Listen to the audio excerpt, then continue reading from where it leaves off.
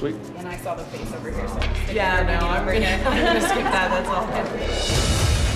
Get him! Take cover, take cover!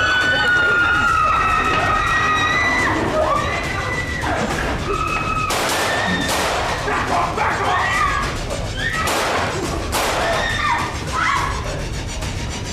You all right, man? Yeah, I'm good.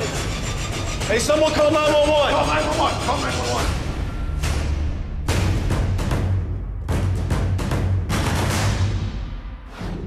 One of the advantages of a contact distance weapon in any kind of a flash mob situation is that you can be selective in applying it to your target.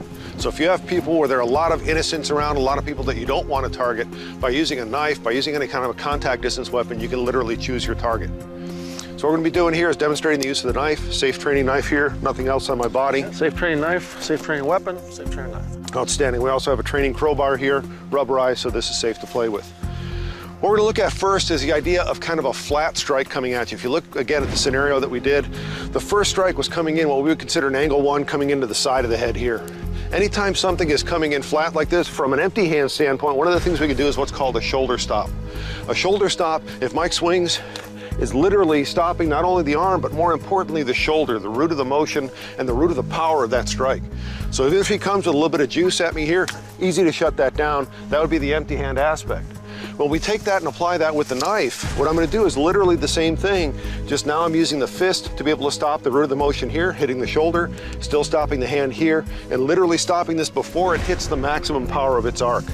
So when he goes to strike, bang, stopping here. I can also move a little bit to my right if I need to get inside the arc of that motion.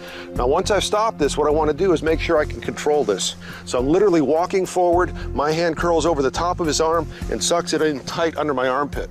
By doing this, I've limited his mobility to one joint. I've got really good solid control over this arm.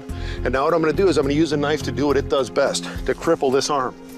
So from here, I'm literally going to drop my body weight and just guillotine right through this, cutting the top of his bicep, also cutting through the brachial nerve, cutting through the brachial artery. That's 10% of his blood flow, but more importantly, what I'm doing is I'm crippling the arm so he can no longer try to flex his elbow, and I'm also taking the brachial nerve, which disconnects his brain from his arm, so he can't use this arm as a weapon anymore. From this cut here, I'm now prepped to take his mobility. My next shot right from here is to thrust to the inside of the thigh, and then comma cut through, cutting that quad and crippling the leg. So what I've done is literally crippled the entire right side of his body. From that, basically I can continue to move, go to another target if I need to, defend against another attacker if necessary. So we put all this together, he strikes, I stop here, suck this in tight, cut, cut. Very quick way to put all those pieces together, take him out of the fight. We'll do it more at real speed now. You can see how quickly those movements go together. Now this is against a flatter strike, kind of coming in horizontally. The other strike we looked at was something coming down vertically. If I try to do that same motion, it puts me in a very compromised position. I don't have any strength in my structure to be able to stop this. So what I need to do is to make sure that I guide this through, not try to fight against the force of the strike, but to guide it past me. So when he strikes, I'm moving to the outside, guiding this around, and now controlling from underneath. So my controlling motion of my left arm is to sweep this through and then control the elbow from underneath. This hand still comes right up to the same position as before. Logically, I'm going to do the same thing. The less I have to remember, the better off I'm going to be.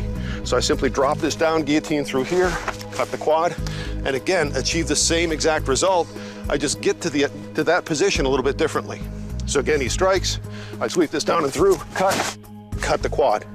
So what I'm literally doing with the knife is I'm specifically targeting the body parts that allow him to be dangerous to me.